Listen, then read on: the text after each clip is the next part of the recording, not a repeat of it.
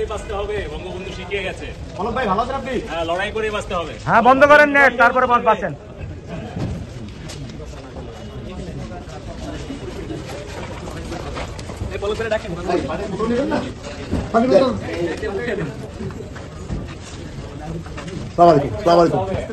সবাইকে দোয়া করবেন। তাদের মধ্যে কিন্তু এখনো পর্যন্ত ধাওয়া পাল্টা ধাওয়ার ঘটনা ঘটছে এবং আমরা যেটি জানতে পেরেছি সেটি হচ্ছে গতকালই কুয়েটের বিএনপি শাখার অর্থাৎ ছাত্রদলের একটি কমিটি। আজ আওয়ামী লীগের হরতাল, অফিসিয়ালি ডাকা প্রথম হরতাল।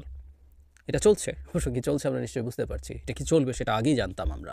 সিরে ভাই ভালো আছি, লড়াই করে বেঁচে আছি, বঙ্গবন্ধু শিখিয়ে গেছে।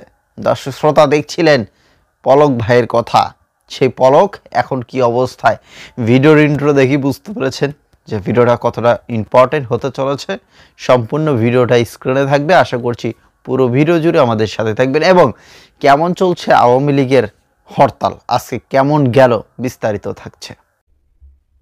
আজ আওয়ামী লীগের হরতাল, অফিসিয়ালি ডাকা প্রথম হরতাল। এটা চলছে, অবশ্য কি চলছে আমরা নিশ্চয়ই বুঝতে পারছি। এটা কি চলবে সেটা আগেই জানতাম আমরা, কিন্তু তারা এটা অফিসিয়ালি ডেকেছে। এর আগে 18 জানুয়ারি একটা হরতাল হয়েছিল, সেটা তথাকথিত দ্য এ টিম শেখ হাসিনার আহ্বানের পরিপ্রেক্ষিতে ডেকেছিল। সেটা সেই অর্থে আওয়ামী লীগের অফিসিয়াল হরতাল ছিল না। কিন্তু আজ যেটা হচ্ছে এটা তাদের অফিসিয়ালি তারা করেছেন। নট অনলি দ্যাট, তারা হরতাল সমর্থনে বিভিন্ন জায়গায় নানান কর্মকাণ্ড চালিয়েছে। ওটা নিয়ে কথা বলতে চাই এবং সরকার আসলে খুব দ্রুত একটা পথ খুঁজে বের করতে হবে সেই প্রসঙ্গে কথা বলো। তার আগে আরেকটা ইস্যু একটু এই হরতাল রিলেটেড একটু যোগ করতে চাই।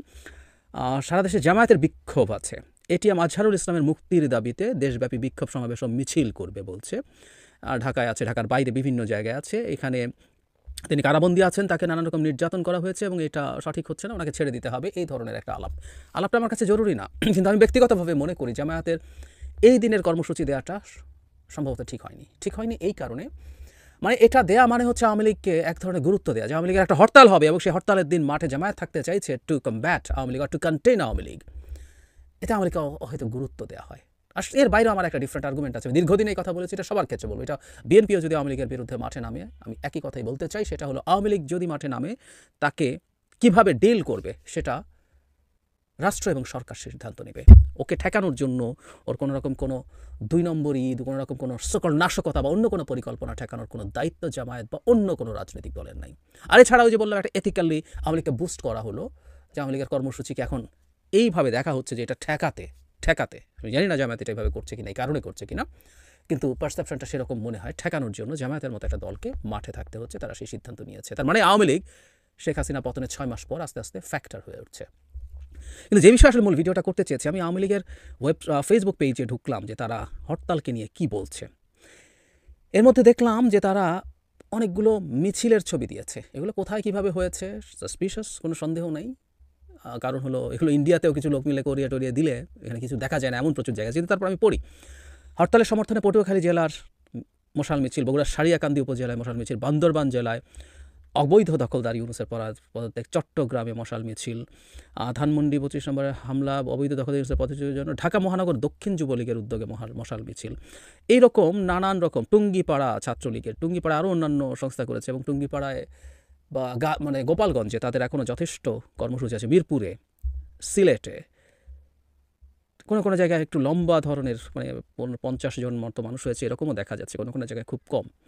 এই ধরনের একটা নিউজ। ফেনী জেলা মানে প্রচুর মশাল মিছিলের ছবি তারা দিয়েছে। এবার তার মানে তাদের পরিকল্পনাই মশাল মিছিল ছিল। মশাল মিছিল ছাড়া উপায় নেই, কারণ তারা গভীর রাতে বেরিয়ে ধরে মিছিল করেছে। কিন্তু এই আওয়ামী লীগের কর্মসূচি নিয়েই সরকার সামনে একটা বড় চ্যালেঞ্জে পড়তে যাচ্ছে। আমি মনে করি সরকারকে কোনো না কোনো ফর্মে এটার একটা ওয়ে আউট বের করতে হবে, আইনি পথ।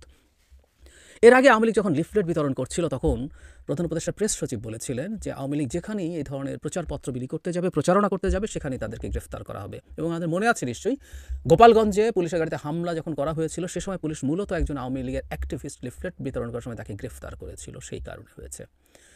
তো এই প্রশ্ন আমি আগেও করেছি, এখনও করি। একটা রাষ্ট্র কিন্তু দিনের শেষে আইন দিয়ে চলতে হবে, এটা আমি মানি। সুতরাং আওয়ামী লীগ নিষিদ্ধ সংগঠন নয়, এমনকি তার নিবন্ধনও বাতিল না। মানে বিদ্যমান অবস্থায় যেমন জামায়াত একটা নিষিদ্ধ সংগঠন না, এখন আর তার নিষেধাজ্ঞা আওয়ামী লীগ নিষিদ্ধ করেছিল, প্রত্যাহার করা হয়েছে, কিন্তু জামায়াত এখনও নিবন্ধিত রাজনৈতিক দল না। তার মানে জামায়াত তার নিজ নামে এবং মার্কায় সংসদ নির্বাচনে পার্টিসিপেট করতে পারবে না। কিন্তু আওয়ামী লীগ এখনও নিবন্ধিত রাজনৈতিক দল। সো টেকনিক্যালি আওয়ামী লীগ এখন যদি কালকে নির্বাচন হয় 1 মাস 2 মাস পরে নির্বাচনে আওয়ামী লীগ নৌকা মার্কা নিয়ে নির্বাচনে পার্টিসিপেট করতে পারবে এবং তার এই অধিকারটাকে আমাদের স্বীকৃতি দিতে হবে। এটা সবচেয়ে জরুরি কথা। একইভাবে যদি ওটাও বাতিল হয়, সে যদি নিষিদ্ধ দল না হয়, তার যাবতীয় ক্যাম্পেইন সে চালাতে পারবে, তার প্রচারণা, মিছিল, সমাবেশ, তার যা অধিকার, তার জনসংযোগ সবচেয়ে করতে পারে। সুতরাং সে হরতাল ডাকতে পারে এবং সে হরতালের প্রচারণায় সে মশাল মিছিল করতে পারে বা অন্য মিছিল করতে পারে। কিন্তু একই সাথে এটাও একটা বাস্তবতা যে আওয়ামী লীগ এই 6 মাস যেতে না যেতে, সেই আওয়ামী লীগ যারা এই দেশের অসংখ্য জনগণের উপরে বিভৎস অত্যাচার নিপীড়ন চালিয়েছে এবং যে সংগঠন হিসাবে, আই রিপিট, সংগঠন হিসাবে মানবতা বিরোধী অপরাধে জড়িত ছিল বলে বলছে জাতিসংঘের যে মানবাধিকার হাই কমিশনের রিপোর্ট, সেটাও এটা খুবই সিগনিফিক্যান্ট। এটা আমরা অনেক দিন থেকে বলেছি। এবার জাতিসংঘ বলছে আইন শৃঙ্খলা রক্ষাকারী বাহিনীর সাথে সাথে আওয়ামী লীগের লোকজন সংগঠন হিসাবেই আওয়ামী লীগ এর পার্ট ছিল। সুতরাং সেটাকেও আমাদের খুব গুরুত্ব দিয়ে দেখতে হবে। সো তাকে নিষিদ্ধ করে ফেলা যায়, কিন্তু যতদিন করছি না তার আগ পর্যন্ত এইরকম একটা সংগঠন যেটা সরাসরি জনগণের বিরুদ্ধে দাঁড়িয়েছে, জনগণকে হত্যা, নির্যাতন, ধর্ষণ, চাঁদাবাজি সহ অসংখ্য গুম, বিচার বহির্ভূত হত্যা সব কিছু করে মানুষের বিরুদ্ধে দাঁড়িয়েছে, রাষ্ট্রের বিরুদ্ধে দাঁড়িয়েছে, সে যখন মিছিল করবে সেটা অন্য মানুষের জন্য টলারেট করাও কঠিন, কোনো সন্দেহ নেই। বা এই প্রশ্নই আমাদের আসলে গোড়াতে করতে হবে, তাকে আমরা নিষিদ্ধ করবো কিনা, যদি নাও করে থাকি সে তার রাজনৈতিক কর্মসূচি চালাতে পারবে কিনা। আমি ব্যক্তিগতভাবে মনে করি, আগেও বলেছি, বহুবার বলেছি, সরকারের উচিত হবে খুব দ্রুত একটা লিগাল প্রসিডিয়ার বের করা আওয়ামী লীগের এই কর্মসূচি বন্ধ করার জন্য।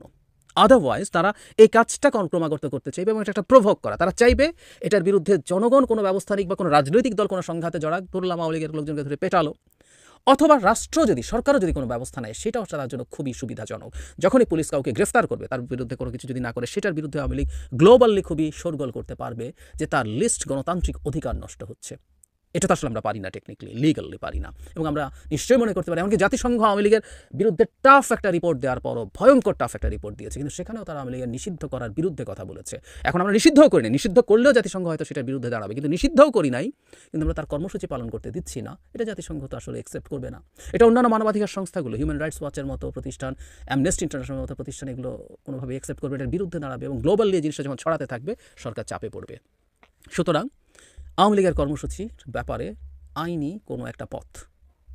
খুবই কষ্ট, খুবই ক্লান্ত এইরকম একটা পরিস্থিতিতে আছে আওয়ামী লীগের নেতাকর্মীরা। তারা আর পারছে না, তারা আর কোনোভাবেই পারছে না, টিকে থাকতে পারছে না, খুব কষ্ট হচ্ছে। এর থেকে ভয়াবহ কষ্টে কিন্তু রেখেছিল এর আগে আয়নাঘরে যারা ছিল তারা কিন্তু এখন আয়নাঘরে নাই, আয়নাঘরের বাহিরেই আছে। এখনই তাদের যে অবস্থা, তারপরেও দেখে মনে হচ্ছে যে তারা বেশ মোটামুটি ভালো আছে। এটা কিন্তু মানে দেখে মনে হচ্ছে যে তারা ভালো আছে।